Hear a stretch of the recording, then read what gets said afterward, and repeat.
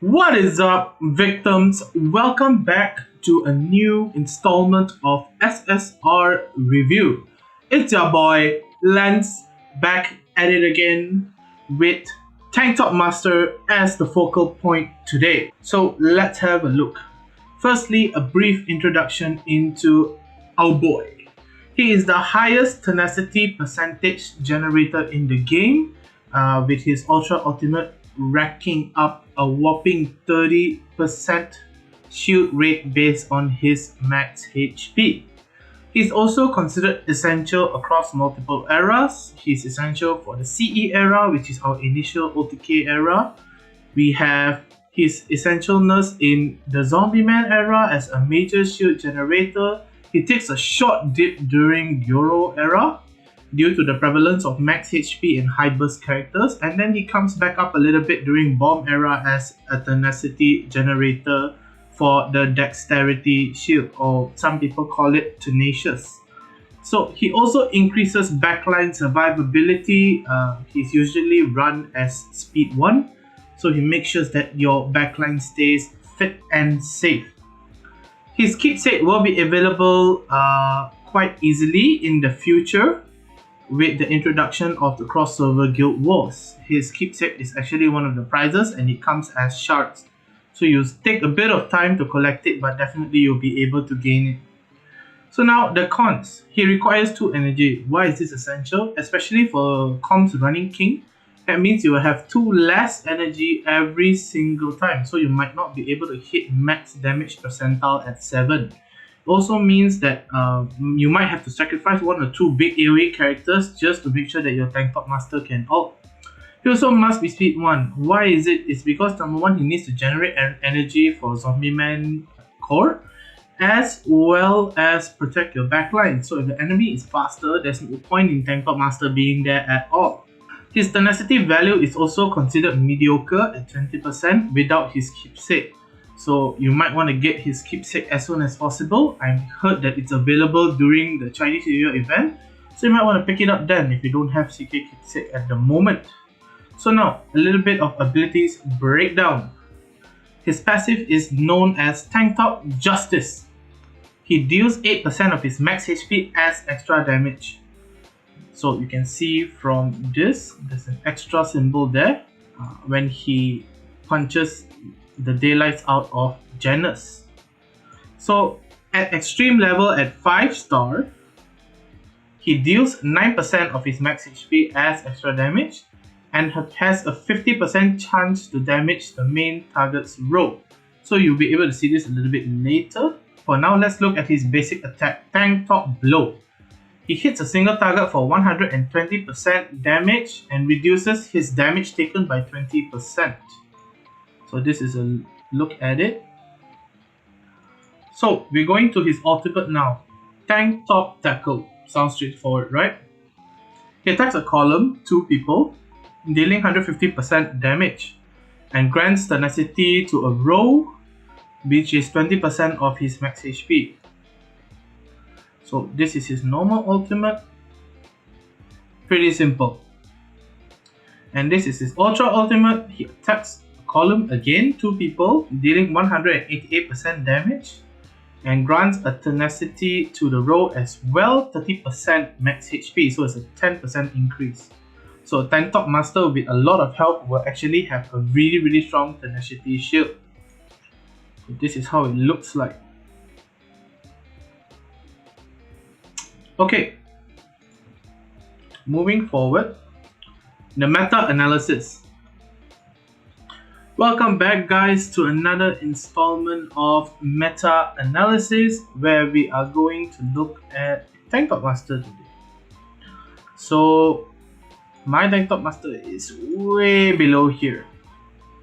So as you can see, I don't really use Tank Top Master, so I'm actually going to have the assistance of a friend to view his Tank Top Master.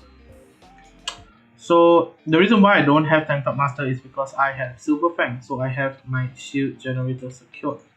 So we're going to go to the arena and we're going to look at my buddy BHR. Oh, Sengoku has taken over. So okay, he doesn't run Tank Top Master as well. I was going to talk about my friend Lin over here, who runs a Tank Top Master. So we can actually have a look at how his Tank Top Master functions. So I'm going to keep this meta-analysis short and sweet. So as said, your Tank Top Master should be speed 1, so his is. So generates a shield pretty thick with Goketsu at the back there. It's basically around the same value as with a keepsake. So definitely really good. So it really keeps his backline very healthy, and he doesn't need to be concerned that his backline will be killed in any way.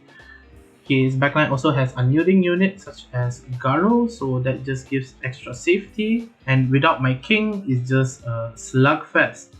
So positioning your Tank Top Master to be able to kill a king right after, let's say, a setup right after Goketsu, for example, it pressures players to actually focus up on positioning, because you don't want to put your main carry in the same lane as a Tank Top Master, because more likely than not they are going to get nuked.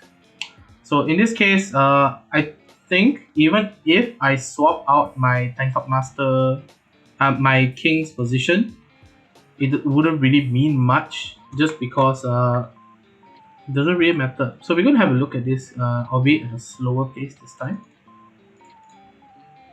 So his Tank Top Master actually pressured my king just enough that he will die if Garo inflicts internal injury onto him. So as you can see, internal injury landed on him, and once Goketsu ults, unless my king unyields, okay, so this time I was lucky he unyielded. So, but even if he unyields right after my king actually does something, more likely than not he will die. See, even with CK Reflect, he's also dead. So it actually pressures your backline a little bit to use Tank Top Master. Another character that also pressures this way is Silver Fang, which is the other shield generator that I mentioned, who is competing with the spot for Tank Top Master in terms of lineup. I don't really need 2 energy for Silver Fang, it's just that my main altars are dead just before they can ult, so no choice but to ult there. So definitely Tank Top Master is an asset to any team, especially if you're free to play centric. And I would say he's not really that hard to train. I mean, for me myself, I have a lot of spare HP primal gears. Like, they're just sitting around, so I don't really have any concern. But some people might have that level of concern. I think I put mine on my alloy now because I'm using alloy more often. So if you have a Tank Top Master and you don't have a reliable shield generator, or you just don't want to depend on alloy because enemy has a Garo, Tank Top Master is your go-to. In terms of meta length, I would say he lasts quite a considerable amount of time. It just depends on your level of investment. Most players will hide their DP, so I probably won't be able to see their main teams, but quite a lot of people actually use Tank Top Master in this server, and you're also able to get his shards pretty easily. That's it for this session of meta analysis, everybody. Thank you so much. Back to the video. And we're back. Welcome to Material Expense. So I recommend you to 5-star him. You can either extreme train him, or you can get his shard from the shops. Those are 2 signature ways to get Tank Top Master shards. I recommend just obtaining it from the shop. You can actually save an extreme training slot for a different character or an SSR. You also require 239 shards and 343 badges total. Awakening wise, I recommend you to stop between 3 to 4 stars in Japan, because the resources there are way more available. For C, 2 to 3 stars is optimal. Some additional information for you. Firstly, his gear sets. Primal is the go-to for Tank Top Master. That just has to go with his passive. He deals additional damage to a row. So you're not only dealing more damage in a column, but also a row. Wow, amazing. So you recommended 3 HP speed to ensure that you can go speed 1 and 1 HP percentage just to buffer up that health a little bit. You can also run a broken set, but it reduces your damage because primer actually does damage to the backline. I think 30% of the main target's damage, so it actually works as a burst set. But if you don't have it, you don't have it. Sometimes you're just not lucky. So you can run a broken set, 3 HP speed and 1 HP percentage as well. For buff gears, you want to run 3 HP just to make sure that you get that thick shield. For talent, he has Unyielding as his main talent, and for sigils, you can go Sharp Sword or Piercing if you are against a Silver Fang, or you can go Vitality for the extra health. Now, his major issues. He requires insane HP. This is just how it is, guys. As a character scaling of hit points, you're gonna need high hit points. So HP wise, it's not that hard to get HP gears. They're much more common, but it is a pain in the ass to actually start Ascension card HP gears.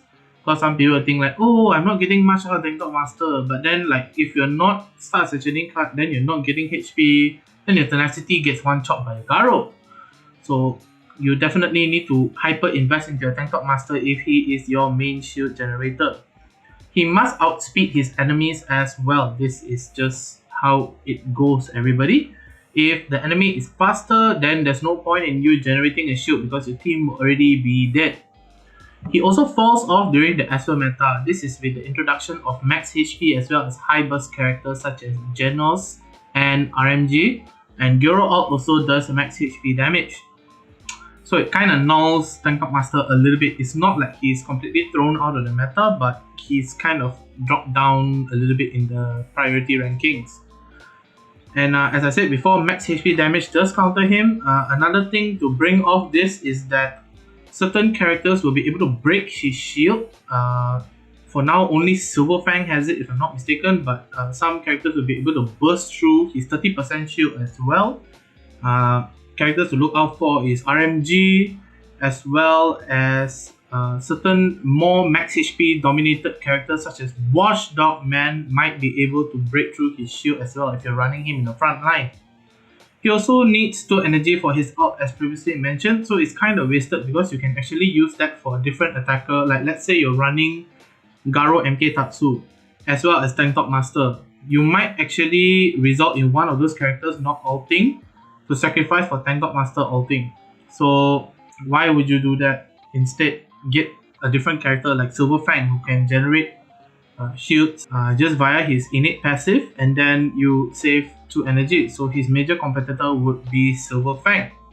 And with Goketsu just introduced, Silver Fang's shield has been bolstered quite a bit. So that's it for this installment of SSR review, everybody. Sorry I had to keep it short. I think my videos are going way too long. So I hope you enjoyed this more brief, concise method of presentation. Do let me know down in the comment section.